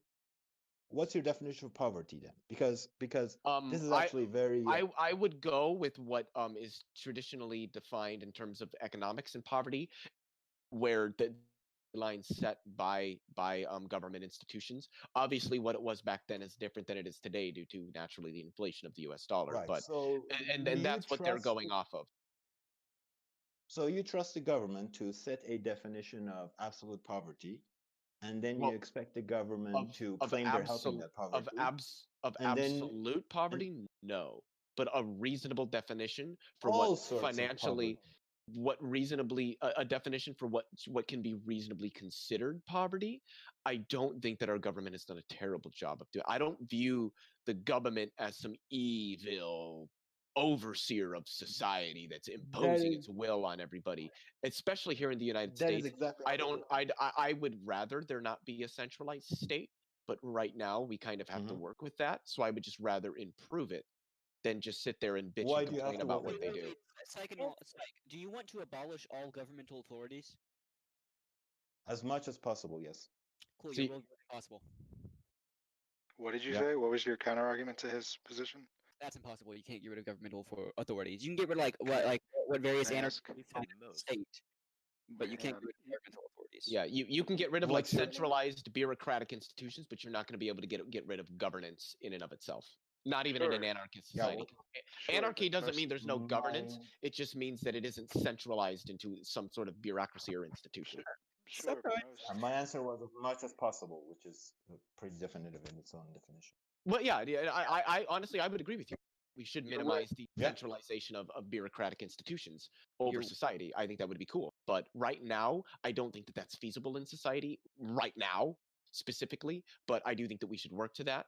But right now, what I would say is that since we kind of need bureaucratic institutions at the given instant, we should try to structure them in a way that benefits the vast majority of people. Let's pause Well, the real issue quick. isn't. Really, Go really on, yeah. quickly, Go on, yeah. sorry, because I know there are some people who are like muting and unmuting, like they want to say something. So to just open the Yeah. floor for anybody who wants to say something and just quickly interrupt before it's just two people talking back and forth again. You can scream if you want. Okay. I'm sorry. I saw Hello Sphere. What? Did you want to ask something? Sorry to put you on the spot. It's just that I'm. No, it's fine. I don't care. Hello, everybody. I'm Hellosphere. I'm one of the mods here. It's nice to meet Hi. everyone. Hi, How's nice it to going? meet you. Hi. Yeah, It's good. I know it's a joke. Hellosphere. I know it happens all the time. Hello, Very- Hellosphere. I've been called greetings circle. I've been called bi circular object. It's bad. But anyway, so yeah. So is there anybody here who is not an anarchist? Me.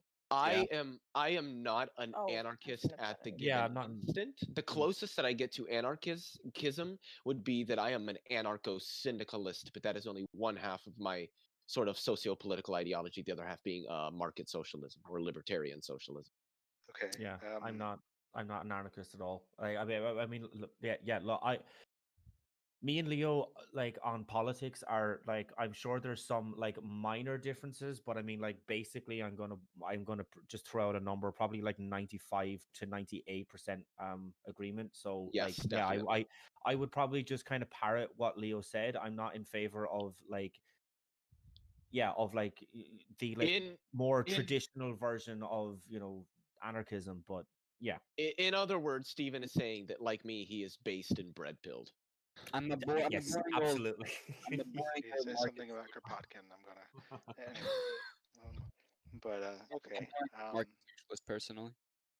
If I guess this is the only way, like, for me to be able to filter out like any kind of person I'd want to ask questions about. But if I build a house on an undiscovered and deserted island, and no one's ever been there before. And I build a house, and I grow my own food, and I live there in isolation.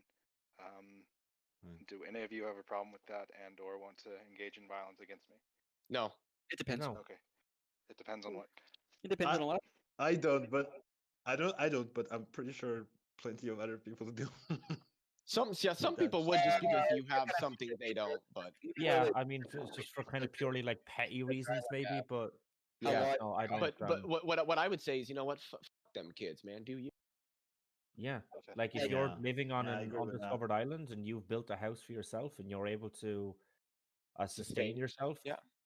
yeah, If I, I don't have a problem if- with that. I mean, you might Yeah. get a little bit lonely, but other than that, yeah, no, I don't have any If I, issues with it at all. if somebody, We would appreciate an invitation, you know. Yeah, if- you know, if nice little somebody- housewarming party maybe, but that's about it. if somebody becomes stranded there with me a few days later, and I Yeah. talk to them, and I'm like, "Yo, I figured out that you're a pretty good carpenter. I have all this corn that I've grown. I will give you some corn for your carpentry skills to build me an outhouse." Does anyone have a problem with that? No, that's that. It seems like you're kind of Yeah. starting to go down the road of communism. I have a question. Yeah. Does that man with the that you gave the corn to for the carpentry house, is his labor being respected? Is he capable of growing his own corn? Are you respecting him? If he is incapable, I'm not. What do I'm you not. expect? I mean, maybe he doesn't know how to grow corn, and maybe I do, but I'm not physically stopping him from growing corn. So now you have an effective monopoly on the things that other people require to live. I think that's morally wrong. How do I have a monopoly? On Why the is things that morally wrong, though? Hang on. Let me ask him though. How do I have a monopoly on the things required for him How to do you live? Food. He has no other way to access any agriculture, and as you said, it's an deserted island. It's a deserted island. I don't think it's very large. In all likelihood, it doesn't likely have a lot of natural resources, apart from maybe fertile soil for corn, which he has no idea how to grow. You do. You've already taken all the good farmland in all likelihood. You've been there a while. He hasn't. You have an What effective monopoly happens? on that corn. What happens if he needs a kidney operation and I'm the only one around with a good kidney? Does he have a right to my kidney? No. Because that damages you. Yeah, That is bodily what? I'm sorry, autonomy. but Yeah, doesn't. bodily autonomy trumps everything. How do I I come mean, to own my body? the fact that it's yours.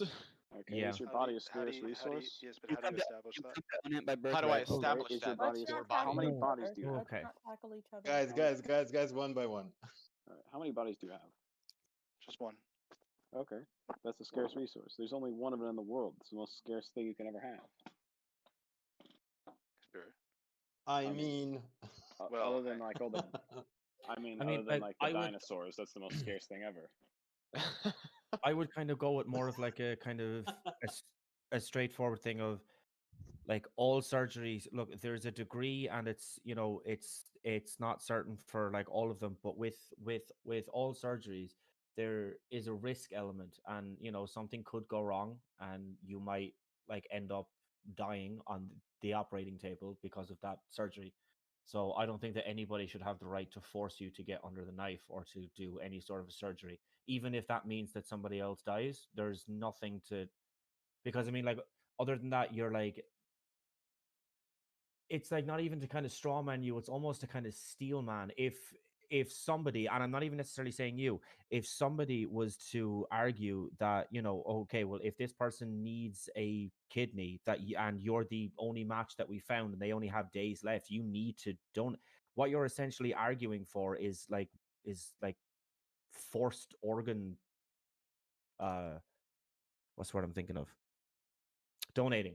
Like, and yeah, and that's just not a system that I think anybody, as soon as it's kind of like argued out, maybe like wants to live in. So Well, I'm not trying to straw man anybody here. The reason why I say that is because so I'm probably, as far as property goes, I'm probably most accurately described as something called a no proviso Lockean, meaning that I subscribe to like the first half of his like property beliefs, meaning that if you mix your labor with something, it's yours.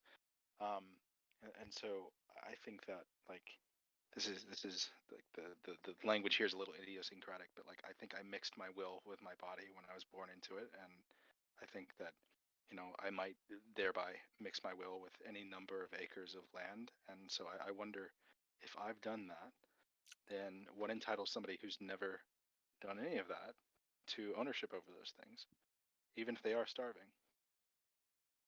Oh, so you're talking in terms of the body. So what do you mean exactly? So, like, if you own something, like I'm talking to everyone over my phone, for example. So, like, I own this phone, which means that I can determine what happens to it. I can exclude other people from using it, and that's the same thing with my body. I can determine what I do with my body and who can do what with it, and that's generally just me. I can determine what happens to land that I own, and specifically in my case, land that I either mixed my labor with, like built something on it, or traded voluntarily received goods for. Like in this case, the corn I could trade for some land that somebody else has, mixed their labor with, or did the same thing with somebody else. So what I'm wondering is, if I've done all this to own a piece of land, and this land happens to be the only source of sustenance on the island, even if it's the only source, why is it that I am like physically obligated to, like, I'm assuming to the point of like violence, like physical enforcement, to give up this land for this person if they're starving? I don't That's a good think question. that you have a right to I don't think that they have a right to your land, but I would argue they do have a right to some food. Isn't that Why part of though? the land? Why would you argue? Why? Because they're a fucking being. Yes, but what does that have to do anything? But see, again, you're So arguing wait, from a hold moral on. standpoint. Are you Wait, saying whoa. are you saying that you just are you gonna let humans die, No, despite the fact that you're If- probably producing more food than what you yourself could consume? No, Okay, so why does somebody have a right to food that they made? I'm sorry. What was the Exactly. wait? And the person that just spoke. What did you say? I couldn't hear you. Because people have a right to life. No, but why? Why do But they have I a don't right have to life? but they don't have a right to take my property. Yeah, exactly. I agree with I that, but have I a- think there's a limit to it. I What have a quick entails? question. I'm If you can have sorry. physical ownership over your own Are body, we? then 'Cause guess what? That's still property. Hold on. I have a question just to like clear this up, and also I have another Mhm. follow-up question that like changes the subject if anybody wants to move on. But really quickly, Yeah. everybody's saying you have the right me. to this, you have the right to that, but this is assuming that you are on a deserted island with no constitution or any sort of government at all. Very, Government's not the grantor of very good point. rights. Huh? Yeah, I Gov- purposely choose that Government's not the scenario grantor of to. rights. The reason why I choose this scenario is not to like make it into some imaginary like it isolates away those kinds of issues. So thank you for pointing that out as Okay. That's a good Okay, point. Yeah, just that's a good point. to I didn't catch who said it, but somebody said that the government doesn't grant you your rights. Then who does? Well, They're no endowed one. by That's the nature point. themselves. I'm By sorry. nature itself. But Like it's inherent. Is it inherent? and Says that who? How do we But know it that it's is. inherent? How? Okay. Like, so Okay, so listen, Mhm. can you speak? Of course. yeah, All right. I'm doing Well, it right okay, now. so let's say a government holds a gun to your head and says you can't speak. Can you still speak? Yes. Yes. You have the right to freedom of speech. Right Well, there. this is derived. This is is that a derived right? from an Is that a right, or is that just an ability? Because Yeah, those are it's two a- completely different things. Like, yeah, for example, you it's have a freedom or it's an ability, but it's not a right. In Yeah, that no, context that you've laid okay, out, it's so not a how do you right. stop think it? do it. You have to once again you have to violate someone else's rights in order to stop that, don't you? No, I have to Yeah, violate you somebody that do. else's scenario that you've Okay, laid out, whose other ability. rights to are you stop violating? Wait. stop We're speech, you talking must over each other violate a lot. rights. To stop so speech, let him you finish his point. must violate rights. Well, I would Yes. argue No. Like, if you listen, if you use grant speech coercion, being a right, then yes. But if Let him Leo, hang on. speech Leo, isn't a Leo, right, Leo, it's an hang on. ability. Hang on, Leo. it Leo. is. Let him clarify. Go ahead. All right, here's the thing. Speech is once again a right because guess what? You have the right to liberty. Because if we assert that you have the right to life, liberty, and property, then that is one of your liberties. And the only way to stop that is by coercive force. Yeah, but that's after we've asserted that it is a right. We establish what's a right and what's not. What do you mean Okay? by a right to life? Well, right to life. Like, for example, do you exist? Do you have the right to live? No, but what do you? Well, not the right to live, but the right to life. Not as in like What do you mean by a nobody can. right? And what if you have a definition for right? Then what is a right to life? A right is something that is endowed inherently, not by like nature, but it's just endowed in general. Something that And you what is have that that? cannot be taken away Well, what is unless it? you inherently violate a right. Okay. Isn't that So specifically an inalienable right? what is that? What is Yes. that? What is that? Inalienable, yeah. What kinds of duties does So that that's like the entail upon other people? All right. You have the right see. to life, This is liberty, and why. property. Can I ask a quick question? Sure. So, and this will be for Kamikaze. In 1832, in specifically the United States, did black people have the right to own property? Again, the government cannot necessarily grant rights. They're using coercion to do that. But that doesn't answer my question. But again, they inherently violated that, didn't It they?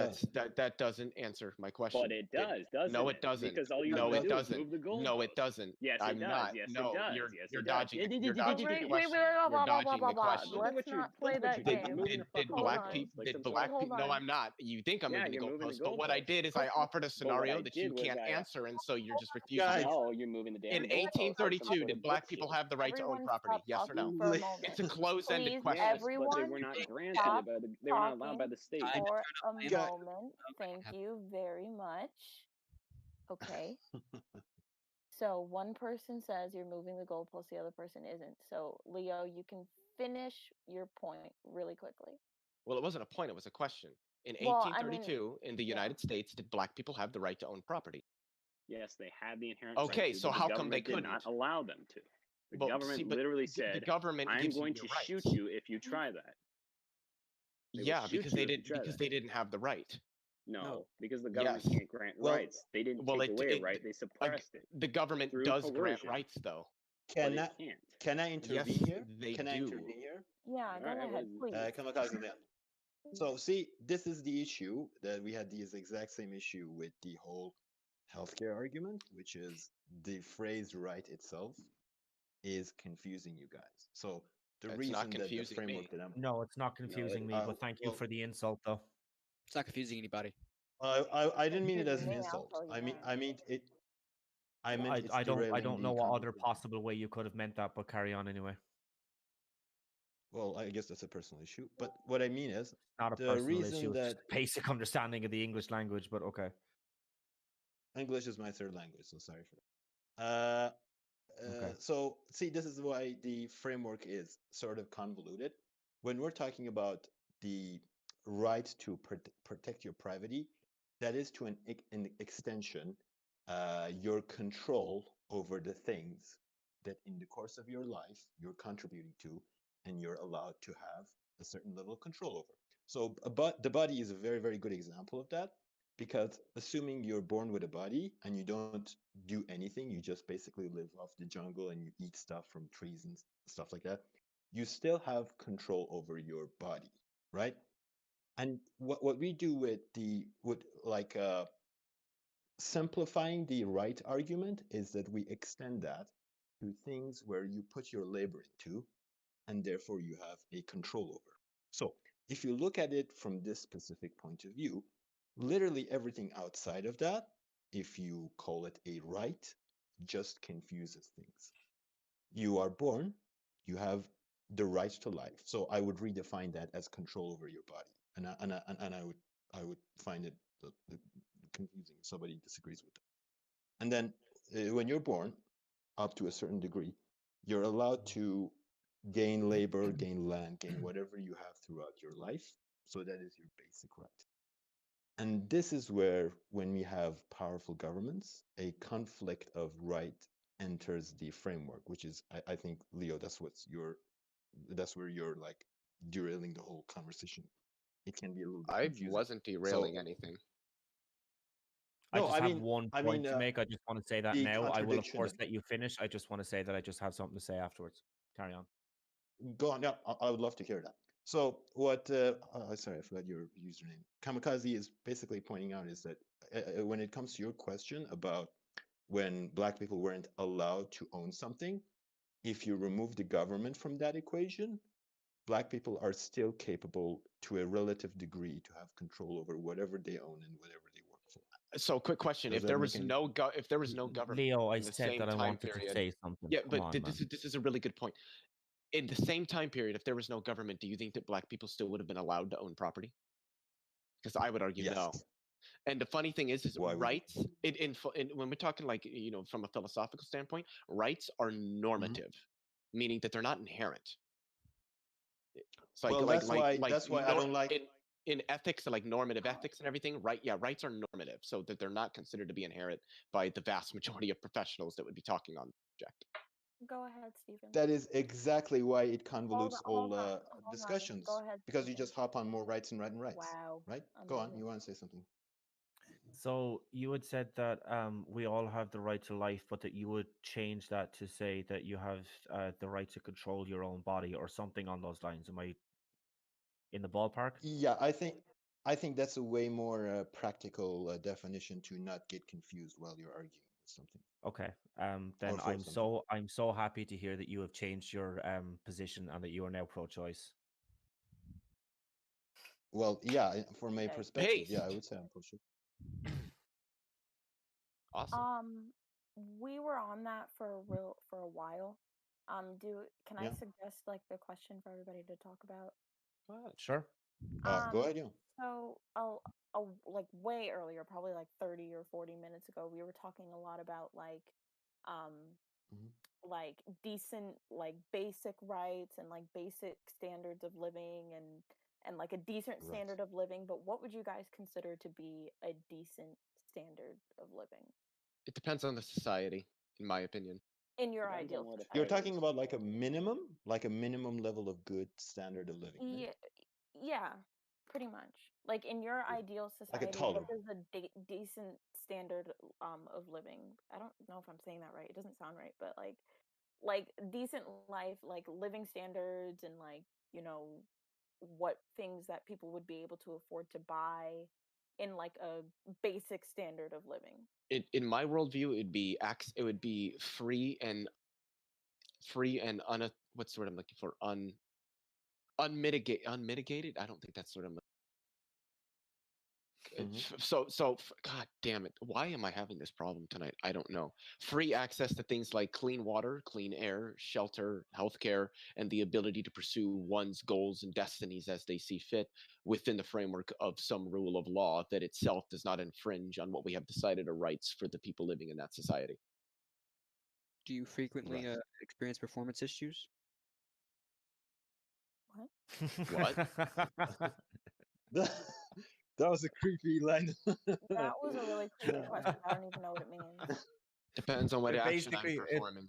Yeah, it basically means is that like does he like sometimes struggle to stand to attention? Shall we just kind of put it that way? No. Okay, so when you say like housing, let's say somebody Shelter. wants to have I'm sorry, shelter. Let's say somebody wants to have 10 kids. Okay. Like what would be a basic, like would people have the freedom to like have as many kids as they want and like still be able to take care of themselves in your basic standard of living? Yes. Well, yeah. I don't think that's well, yeah.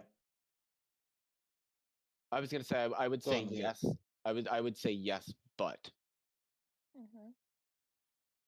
that's it. Yes, Carry but on. the but Awesome. the but depends on certain particulars that we're considering for a given society.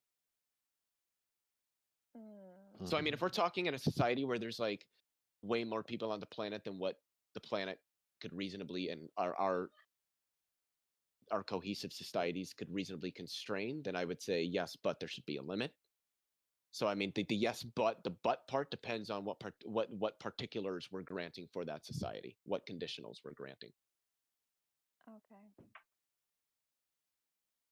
So, see, yeah, I mean, it's a great question because from a perspective, it helps fish out any idea that's too utopian. So I like that about it. I got to step away to the bathroom. I'll be right back. Okay. Yeah, that's okay. Go. It's kind of difficult to define, but I would say something like you would have as little wasted potential as possible. That's a minimum bar that I would set. So if and also like removing social pressure to quote unquote succeed would be very good. You know, like if you're living, like if you're working in a normal job, like a average pay, you would have relatively good price. Everything would be well priced, not overpriced, and they would be able to live their life as they wish to live. That's, I would say, that's a good minimum bar. This life sounds really expensive. Yeah, It that's true. sounds like people are like, yeah, you can do whatever you want and make like Well, see, $50,000 a year and still be able to live but however in you that want. but in that framework, right? You're not forced to be successful. So if somebody isn't putting in a lot of work, they wouldn't be extremely punished for it. I think that's very important. Hmm. I mean, how are we defining success? Because there's like personal successes, like Good I've been question. able to accomplish this, and then there's success among like your friends, like compared to them, how successful are you? And I Yeah, think that's gonna come up anyways, especially in like a social environment, because we are social beings. You know, we're all secretly yeah. judging each other, whether we want to admit it or not. So, I mean, I don't know, like, how would you go about um, like I'll lowering social pressure? I'll give you a practical one, although it might be a little bit like too perfect, too idealistic, but as little homeless people as possible. That would be That's good.